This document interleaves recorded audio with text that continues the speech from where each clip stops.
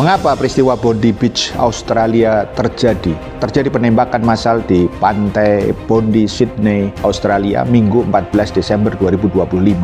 Peristiwa ini terjadi saat warga Yahudi merayakan Hari Raya Hanukkah. Pelaku teridentifikasi sebagai ayah dan anak, yaitu Sajid Akram dan Navid Akram.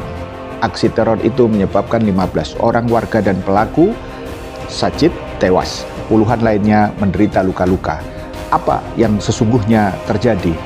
Pertama, peristiwa di Bondi dan percakapan yang mengikutinya sangat kompleks untuk diurai, terutama bagi mereka yang belum sepenuhnya memahami relasinya dengan kengerian genosida yang sedang berlangsung di Gaza, Palestina.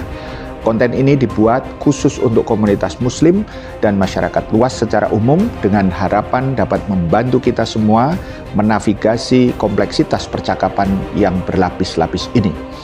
Yang kedua, bagaimana seharusnya kita memandang peristiwa di Bondi, Australia ini?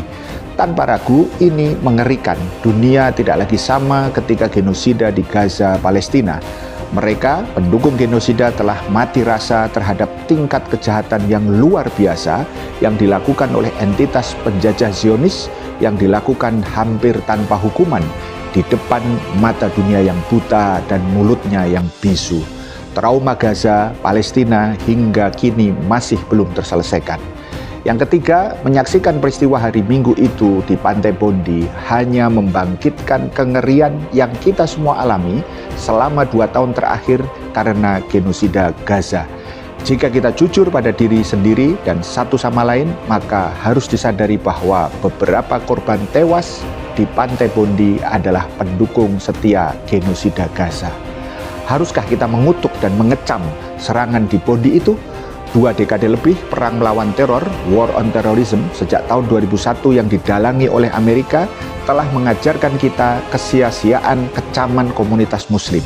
Bagian terburuk dari kecaman komunitas itu adalah dijadikannya kecaman itu sebagai bukti bahwa Muslim Australia mengizinkan pemerintah Australia melakukan kebijakan kekerasan mereka terhadap Muslim di dalam negeri dengan mencuatnya stigma Islamofobia dan Muslim di luar negeri, yaitu Gaza, Palestina khususnya. Keempat, sejauh ini kita masih tahu sangat sedikit tentang fakta para pelaku dan niat di balik serangan tersebut. Tetapi tidak menghentikan para pendukung genosida penjajah Zionis untuk terus maju melakukan tuntutan mereka secara provokatif. Dalam kondisi seperti ini, kita harus mempertanyakan siapa yang paling diuntungkan dengan peristiwa Bondi ini. Jawaban objektifnya adalah mereka, yaitu entitas penjajah Zionis pro-genosida itu sendiri. Alasannya, pertama, tidak masuk akal untuk Muslim mencederai perjuangan Palestina di Australia, khususnya dengan mentargetkan salah satu negara, yaitu Australia, yang telah mengubah kebijakannya, tanda kutip, lebih menguntungkan Palestina. Kedua, Netanyahu sebelumnya mengancam Australia dengan gelombang serangan antisemit setelah perubahan kebijakan Australia yang pro kepada Palestina yang kemudian diikuti oleh gelombang serangan antisemit yang diduga terjadi. Yang ketiga, mengapa serangan ini terjadi sekarang dan bukan pada puncak permusuhan terkait dengan Gaza? Tidak masuk akal untuk merusak perjuangan Palestina setelah mendapatkan begitu banyak simpati internasional. Dan yang keempat, terakhir, kejahatan ISIS yang sebenarnya adalah bentukan Amerika dan sekutu Zionis penjajah kembali muncul kepada para pelaku tepat pada saat entitas Zionis pro-genosida memulai kampanye global untuk menjelekkan Islam dan kaum muslimin. Disinilah pentingnya kesadaran politik Islam terus diaktifasi agar jangan sampai publik global terseret arus opini yang diinginkan oleh entitas Zionis pro-genosida dengan memanfaatkan peristiwa Bondi ini untuk kepentingan jahat mereka, sebagaimana klaim mereka, kita diserang maka sah bagi kami untuk membalas.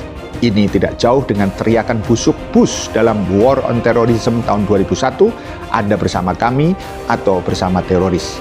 Jelas kebusukan mereka, tetapi di hati mereka kebusukan itu jauh lebih besar. Faham sampai di sini? Salam melek politik.